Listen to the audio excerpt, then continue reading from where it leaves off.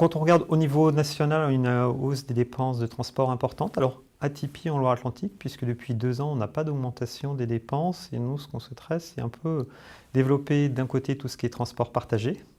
Et puis aussi quelque chose qui est méconnu, c'est la possibilité d'utiliser son véhicule personnel et de se faire rembourser plutôt qu'un taxi ou VSL qui est beaucoup plus onéreux. Mais on pense qu'on peut encore dépenser moins. Aujourd'hui, les personnes méconnaissent que quand on utilise son véhicule personnel pour les transports qui peuvent être pris en charge, c'est possible d'être remboursé.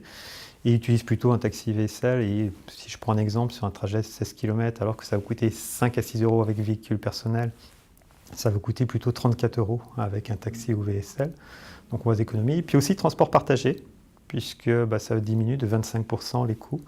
Et d'ailleurs, on travaille avec les transporteurs, les CHU, pour essayer d'organiser des circuits de transport partagé. Mais je dirais, après, c'est un geste citoyen, aussi des assurés sociaux, de faire part de leur accord lorsque c'est possible. Parfait.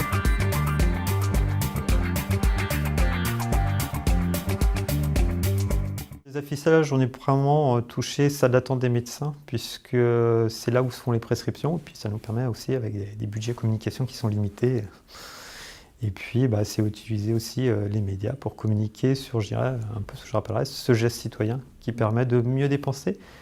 Et aussi, notre enjeu, c'est demain, comment on finance l'innovation médicale. On a de nouveaux médicaments qui arrivent, notamment dans le traitement du cancer, qui sont très onéreux.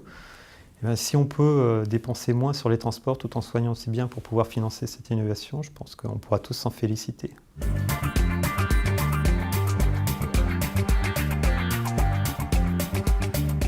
Aujourd'hui, il y a plein de facteurs qui interviennent. Vous avez des facteurs qui interviennent à la hausse. Par exemple, tout ce qui est développement de l'ambulatoire, c'est-à-dire des séjours plus courts. Donc forcément, la personne sort de l'établissement dans un état de santé qui justifie un transport. A l'inverse, vous avez d'autres facteurs qui normalement devraient réduire.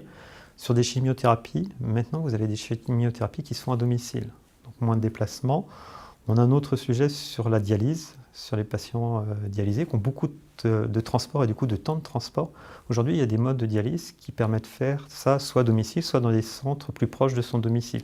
Donc c'est comment on travaille là-dessus avec les acteurs pour faire des économies et aussi permettre à ces patients des temps de trajet moins longs, puisqu'on a quand même tendance à beaucoup centraliser sur Nantes.